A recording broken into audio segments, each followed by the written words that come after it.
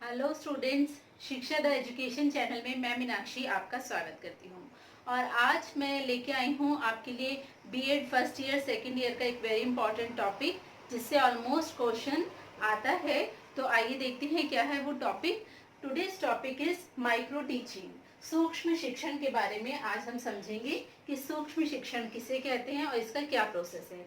इसका direct question बनता है कि सूक्ष्म शिक्षण से आपका क्या अभिप्राय है, या माइक्रो टीचिंग के बारे में एक नोट लिखिए और उसकी सीमाएं तथा उसके लाभ बताइए। इस तरह से क्वेश्चन आता है। तो आज हम पूरे टॉपिक को अच्छे से डिस्कस करने वाले हैं। आइए देखते हैं। तो सबसे पहले सूक्ष्म शिक्षण की शुरुआत 1963 में डीडब्ल्यू एलन ने की थी। 1963 में डीडब्ल्यू एलन ने, बट इंडिया में इसकी शुरुआत 1967 में डी तिवारी ने की एट सीपीआई। सीपीआई में सेंट्रल पेडागोजी इंस्टीट्यूट, जो कि इलाहाबाद में है। यहाँ पर इसकी शुरुआत इंडिया में हुई। अब जब हमारे पास क्वेश्चन आता है कि माइक्रो टीचिंग से आप क्या समझते हैं, तो सबसे पहले हम बताते हैं माइक्रो टीचिंग सूक्ष्म शिक्षण का अर्थ। तो सूक्ष्म शिक्षण टीचिंग की एक ऐसी टेक्निक है जिसके द्वारा हम टीचर्स के स्किल्स में विकास करते हैं, डेवलपमेंट करते हैं, उसके स्किल्स में सुधार करते हैं, शिक्षण कौशल में हम सुधार करते हैं। तो अब वो शिक्षण कौशल जो है वो अलग अलग हो सकते हैं कि आप ब्लैक बोर्ड का किस तरह से यूज करते हैं, आप टीचिंग एड्स का किस तरह से यूज करते हैं। तो डिफरेंट डिफरेंट टीचिंग स्किल्स हो सकते हैं। आपके क्लासरूम में आपका जो बिहेवियर है वो कैसा है, आप किस तरह से क्लास को मैनेज कर पाते हैं, या आप किसी टॉपिक के लिए कौन सी टीचिंग एड्स यूज करते हैं और उसे किस तरह से एक्सप्लेन करते हैं। तो बहुत सारे टीचिंग स्किल्स हो सकते हैं। तो इन्हीं टीचिंग स्किल्स में, शिक्षण कौशलों में सुधार करने की एक प्रक्रिया है सूक्ष्म शिक्षण, जो कि छात्र अध्यापक को करवाई जाती है। अब छात्र अध्यापक मीन्स वह अध्यापक जो अभी ट्रेनिंग ले रहे हैं, मीन्स वो छात्र भी हैं and they are going to be teachers. तो उन्हें हम क्या बोलते हैं? छात्र अध्यापक, जो कि बीएड की ट्रेनिंग ले रहे हैं या डीएलएड की या कोई भी अन्य टीचर ट्रेनिंग वो कर रहे हैं। तो सूक्ष्म शिक्षण एक ऐसी प्रक्रिया है जिसके द्वारा हम शिक्षक के शिक्षण कौशलों में वृद्धि करते हैं। अब नेक्स्ट, सूक्ष्म शिक्षण की प्रयोगशाला। अब जब हम सूक्ष्म शिक्षण की बात करते हैं तो इसके लिए एक प्रयोगशाला, अर्थात इसके लिए कुछ ऐसे हमें एक एनवायरनमेंट चाहिए होता है जहां हम सूक्ष्म शिक्षण को, माइक्रो टीचिंग को ठीक से कंडक्ट कर सकें। फॉर एग्जाम्पल, एक प्रॉपर क्लासरूम, जिस टॉपिक को हम एक्सप्लेन कर रहे हैं उससे रिलेटेड सारा मटेरियल, प्लस ऑब्जर्वर वहाँ पर होने चाहिए, प्लस रिकॉर्डिंग मटेरियल होना चाहिए। अब रिकॉर्डिंग मटेरियल क्यों होना चाहिए ये हम आगे देखते हैं, बट सूक्ष्म शिक्षण को कंडक्ट करने के लिए, उसको सुचारू रूप से करवाने के लिए एक प्रयोगशाला का होना आवश्यक है, जो कि आपके टीचर ट्रेनिंग इंस्टीट्यूट में होनी जरूरी है। तो अब नेक्स्ट पॉइंट पे आते हैं, सूक्ष्म शिक्षण चक्र। This is the very important part of this lecture. सूक्ष्म शिक्षण चक्र से हमारा क्या अभिप्राय है? सूक्ष्म शिक्षण चक्र वास्तव में यही संपूर्ण प्रक्रिया को डिफाइन करता है कि सूक्ष्म शिक्षण की प्रक्रिया है क्या, माइक्रो टीचिंग है क्या। और इसे हम सबसे पहले हम आपको ये बता देते हैं कि हम इसे माइक्रो टीचिंग कहते क्यों हैं। माइक्रो मीन्स सूक्ष्म। यहाँ पर क्या होता है कि टीचिंग के जो जितने भी स्किल्स हैं उनको स्मॉल स्केल्स पे कर दिया जाता है। फॉर एग्जाम्पल, आपने कोई टॉपिक, अगर आप क्लासरूम में टीच कर रहे हैं कोई टॉपिक जो प्रॉपर स्कूल का क्लासरूम होता है, तो आप 35 to 40 मिनट्स उसके लिए लेते हैं। बट यहाँ पे आपको स्किल्स इम्प्रूव करने के लिए 5 to 10 मिनट्स का टाइम दिया जाता है और उसी में आपके स्किल्स को जज किया जाता है। और यहाँ पे जो आपके स्टूडेंट्स होते हैं वो रियल स्टूडेंट्स नहीं होते, वो बच्चे नहीं होते, वो छात्र अध्यापक होते हैं, वो प्यूपिल टीचर्स जो आपके साथ टीचर ट्रेनिंग कर रहे होते हैं। तो उनका जो नंबर होता है वो 5 to 10 होता है। तो मीन्स 5 से 10 आपके कुल जो को टीचर्स हैं, जो को प्यूपिल टीचर्स हैं, वही बैठे होते हैं सामने और आपको उन्हें टीच करना होता है। अब इसका जो प्रोसेस है उसका एक टाइम डिफाइन किया गया है, उसी टाइम लिमिट में हमें इसे कराना होता है। तो आइए देखते हैं क्या है इसका सूक्ष्म शिक्षण चक्र।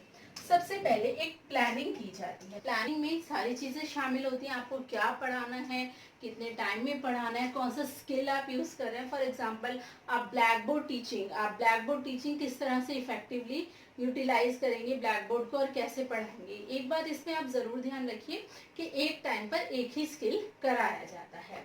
तो ये जो प्लानिंग होती है ये पूरे प्रोसेस का पार्ट नहीं होती, इसे सेपरेट कर दिया जाता है। नेक्स्ट हमारा आता है शिक्षण। इसमें जो छात्र होता है, छात्र अध्यापक होता है, वो टीचिंग करके दिखाता है कि उसने जो प्लान किया है वो उसको कैसे अपने प्यूपिल टीचर के सामने टीच करेगा, उसका शिक्षण कैसे करेगा। इसके लिए जो समय दिया जाता है वो है 6 मिनट। 6 मिनट का समय शिक्षण के लिए दिया जाता है। उसके बाद आता है प्रतिपुष्टि।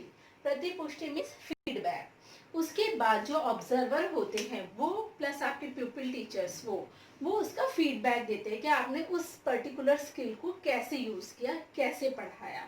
तो वो प्रतिपुष्टि जो फीडबैक जितने टाइम में आप लेते हैं उसके लिए भी 6 मिनट का समय दिया जाता है। नेक्स्ट आता है पुनः योजना। अब आपको फीडबैक तो मिल गया, फीडबैक में आपको ये पता चल जाता है कि आपके ये ड्रॉबैक्स हैं, आपने इन चीज़ों को ठीक से किया, इन चीज़ों को ठीक से नहीं किया। तो आपके पास फीडबैक आ गया, अब प्रतिपुष्टि आपके पास आ गई, तो अब आपने उसको रेक्टिफाई किया, उसमें सुधार किया कि हाँ ये मेरे इस पॉइंट पे वीक पॉइंट रह गए थे और अब मैं नेक्स्ट जो सेशन करूँगी उसमें मैं इसको इम्प्रूव करूँगी। तो फीडबैक प्रतिपुष्टि होने के लिए भी 6 मिनट का समय मिलता है। अब नेक्स्ट होता है पुनः योजना। मीन्स जो आपको फीडबैक मिला उसमें जो आपके वीक पॉइंट्स रह गए उसको आप रीप्लान करेंगे। अब रीप्लानिंग का जो प्रोसेस है इसमें सबसे ज़्यादा टाइम दिया जाता है, 12 मिनट्स का टाइम दिया जाता है इसमें। और आपको पूरा अच्छे से प्लान करना होता है कि जो आपकी प्रीवियस टीचिंग आपने की है उसमें जो भी आपकी कमियां रह गई हैं, अब आप जो नेक्स्ट टीचिंग करें उसमें आपकी प्लानिंग ऐसी हो कि वो कमियां दोबारा आपके सामने ना आए। उसके बाद आप दोबारा टीच करते हैं सेम प्यूपिल टीचर्स को, उसके लिए आपको 6 मिनट का समय मिलता है और फिर दोबारा से आपको फीडबैक मिलता है कि yes you have rectified your mistakes, आपने अपनी कमियों को ठीक से रेक्टिफाई कर लिया है। और उसके बेस पर आपको ऑब्जर्वर जो है वो जज करते हैं। तो अगर आप एक टोटल टाइम ड्यूरेशन कैलकुलेट करेंगे तो 36 मिनट्स आपको सूक्ष्म शिक्षण के लिए दिए जाते हैं। 36 मिनट का समय आपको दिया जाता है। अब यहाँ पे एक और इम्पॉर्टेंट पॉइंट है एंड दैट इज सूक्ष्म शिक्षण को, माइक्रो टीचिंग को हम स्केल डाउन टीचिंग भी कहते हैं। अब स्केल डाउन टीचिंग इसलिए कहते हैं क्योंकि इसमें सभी चीज़ों को रिड्यूस कर दिया जाता है, नंबर ऑफ स्टूडेंट्स और जो आपका टीचिंग टाइम है, everything we have reduced, that's why it is called scale down teaching. अब ये हमने समझा कि माइक्रो टीचिंग क्या है, उसका पूरा प्रोसेस क्या है, कितना टाइम लगता है, who has invented this.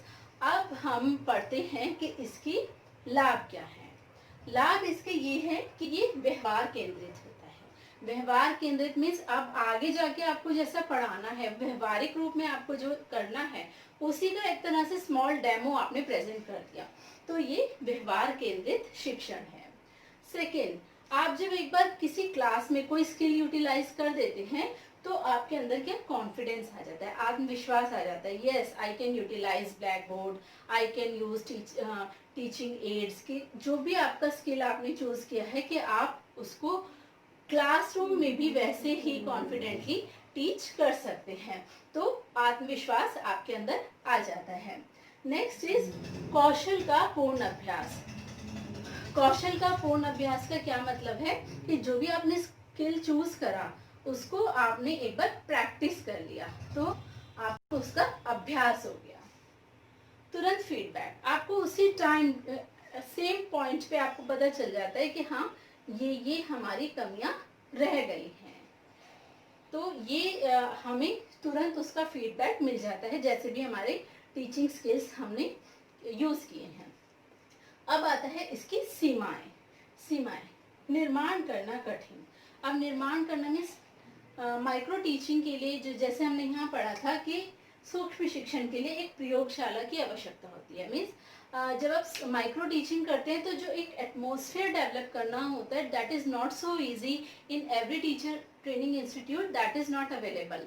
For example अगर हम बात करें विलेजेस या दूर दराज के इलाकों में जो टीचर ट्रेनिंग इंस्टीट्यूट हैं, वहाँ पे माइक्रो टीचिंग के लिए आवश्यक उपकरण या प्रयोगशाला उपलब्ध कराना इतना आसान नहीं होता। सेकंड है अधिक सुपरविजन की आवश्यकता। जब आप माइक्रो टीचिंग कर रहे हैं तो जो ऑब्जर्वर है वो आपको राइट फीडबैक दे, तभी आप अपने टीचिंग स्किल्स इंप्रूव कर पाते हैं।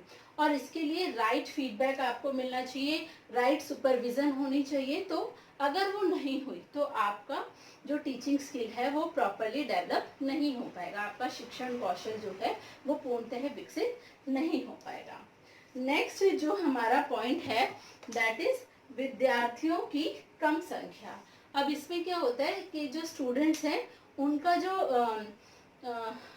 नंबर है वो रिड्यूस कर दिया जाता है। जैसे कि हमने बताया 5 to 10 पीपल्स, बट जब आप रियल क्लासरूम में जाते हैं तो वहाँ 35 to 40 स्टूडेंट्स होते हैं।